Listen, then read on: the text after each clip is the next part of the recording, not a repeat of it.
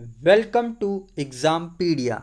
आज है 27 अगस्त 2020 और इस वीडियो में हम 26 और 27 अगस्त 2020 के जितने भी करंट अफेयर्स के इम्पॉर्टेंट क्वेश्चन हैं उन्हें हम डिस्कस करेंगे। तो चलिए शुरू करते हैं।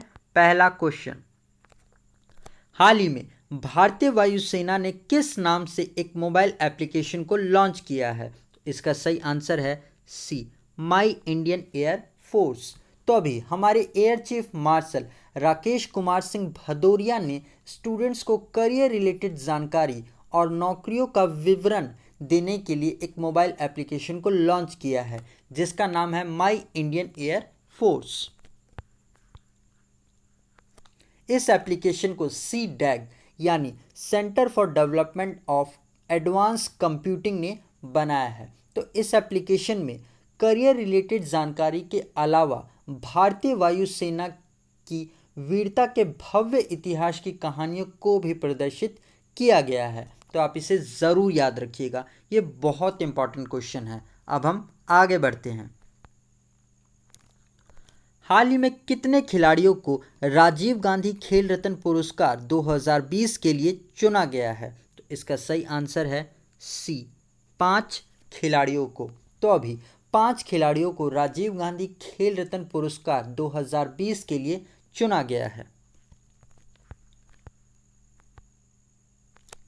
राजीव गांधी खेल रत्न पुरस्कार उन खिलाड़ियों को दिया जाता है जिन्होंने पिछले 4 सालों में लगातार शानदार प्रदर्शन किया हो और इस साल राष्ट्रीय खेल समारोह को कोविड-19 के कारण वर्चुअली आयोजित किया जाएगा। इस साल 5 खिलाड़ियों को राजीव गांधी खेल रत्न पुरस्कार के लिए चुना गया है जिनके नाम है क्रिकेट से रोहित शर्मा को, और इसी के साथ ये क्रिकेट से चौथे खिलाड़ी बन गए हैं ये सम्मान पाने वाले। दूसरा, कुश्ती से विनेश फोगाट को, ये 2018 और 2014 में के कॉमनवेल्थ गेम्स में गोल्ड मेडल जीत चुकी हैं। तीसरा, टेबल टेनिस खिलाड़ी मनिका बत्रा, इन्होंने 2018 के कॉमनवेल्थ गेम्स में 2 गोल्ड, 1 सिल्वर और 1 ब्रॉन्ज मेडल जीता था। चौथा, पैरा एथलीट खिलाड़ी मरियप्पन टी, ये हाई जंपर हैं, इन्होंने 2016 के पैरा ओलंपिक गेम्स में गोल्ड मेडल जीता था। पांचवा, भारतीय हॉकी टीम की कप्तान रानी रामपाल को। तो आप इन सब के नाम ज़रूर याद रखिएगा, ये बहुत इंपॉर्टेंट क्वेश्चन है। अब हम आगे बढ़ते हैं।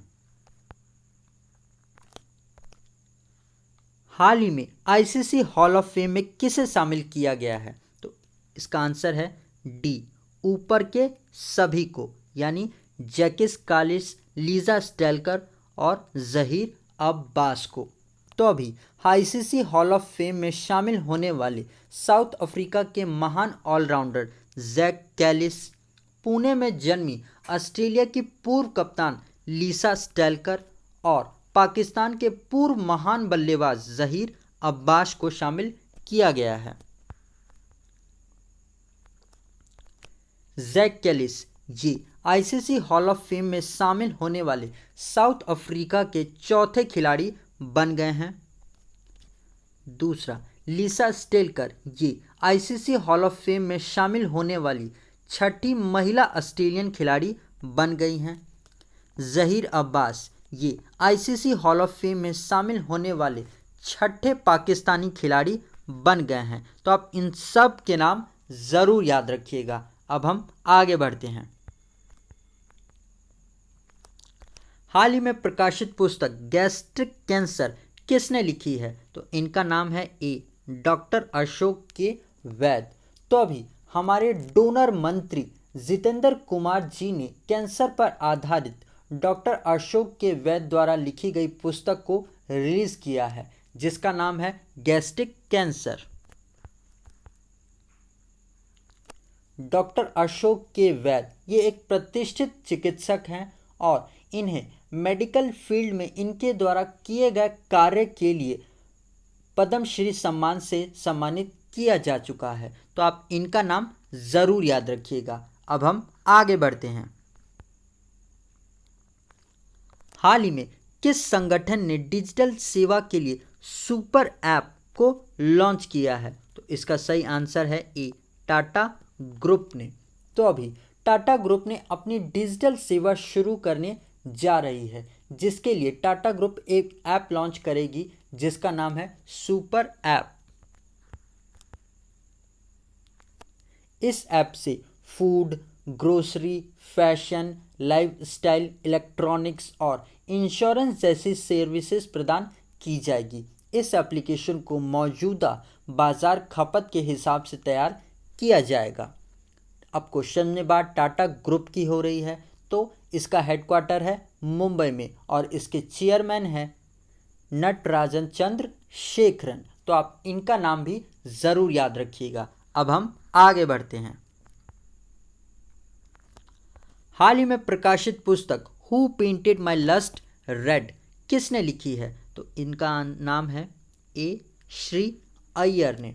तो अभी श्री अय्यर जो कि एक लेखक है, उन्होंने एक बुक लिखी है जिसका नाम है who painted my lust red. ये पुस्तक श्री अय्यर की मनी ट्रायलॉजी सीरीज का दूसरा वाला पार्ट है और इसका जो पहला पार्ट था उसका नाम था who painted my money white. इस पुस्तक में इन्होंने बॉलीवुड, क्रिकेटर और पॉलिटिशियंस के ऊपर की घटनाओं को प्रचलित किया है। तो आप इसका नाम भी ज़रूर याद रखिएगा। अब हम आगे बढ़ते हैं। हाल ही में किस राज्य सरकार ने आदिवासी बच्चों को उनकी मातृभाषा में पढ़ाने के लिए नमत बसई प्रोग्राम को शुरू किया है? तो इसका सही आंसर है सी, केरला ने। तो अभी केरला राज्य ने जनजातीय बच्चों को उनकी मातृभाषा में पढ़ाने के लिए नमत बसई प्रोग्राम को शुरू किया है। इस कार्यक्रम को समागत शिक्षा केरल द्वारा चलाया जाएगा। नमत बसई का मतलब है, ये एक इरुला शब्द है जिसका मतलब है हमारी भाषा। इस शिक्षण कार्य को केरल के इरुला, मुदुका, क्रुम्बा भाषा में यूट्यूब चैनल के माध्यम से चलाया जाएगा। अब क्वेश्चन में बात केरला की हुई है, तो ये रहा केरला का मैप। इसकी कैपिटल है त्रिवंतपुरम, मुख्यमंत्री हैं पिन्नई विजयन, गवर्नर है आरिफ मोहम्मद खान और केरला हाईकोर्ट के चीफ जस्टिस हैं एस मनी कुमार और केरला को ही हम गार्डन ऑफ स्पाइस भी कहते हैं। तो आप इसे भी ज़रूर याद रखिएगा। और गाइस, अगर ये वीडियो आपको अच्छा लग रहा है और आपके आने वाले एग्ज़ाम के लिए हेल्पफुल है तो इसे लाइक और अपने फ्रेंड्स के साथ शेयर ज़रूर करिएगा। और अगर आप इस वीडियो को पहली बार देख रहे हैं तो आने वाले वीडियोस के नोटिफिकेशन के लिए आप इस चैनल को सब्सक्राइब ज़रूर कर लीजिएगा और पास में आए हुए आइकन को भी ज़रूर प्रेस करिएगा, तभी आपको आने वाले वीडियोस के नोटिफिकेशंस मिल पाएंगे। अब हम आगे बढ़ते हैं। हाल ही में किस फिल्म ने बंगाल लॉकडाउन ऑनलाइन फिल्म समारोह में एक अंतर्राष्ट्रीय पुरस्कार जीता है? तो इसका सही आंसर है ए, अभिलाष। तो अभी लॉकडाउन पर आधारित अभिलाष नाम की एक शॉर्ट फिल्म ने best social message film category में Bengal lockdown online film festival में एक अंतर्राष्ट्रीय पुरस्कार जीता है। ये फिल्म सरकार द्वारा लॉकडाउन में घर पर रहने के बारे में बताती है कि कैसे लोगों ने बिना किसी सुविधा के अपनी जान बचा रहे हैं घर पर रहने से। तो आप इसे ज़रूर ध्यान रखिएगा। अब हम आगे बढ़ते हैं। हाल ही में प्रकाशित पुस्तक Delhi riots 2020 the untold story किसने लिखी है? तो इसका सही आंसर है डी, ऊपर के सभी, यानी मोनिका रॉय, सोनाली चितलकर और प्रेरणा मल्होत्रा ने मिलकर Delhi riots 2020 the untold story पुस्तक को लिखा है।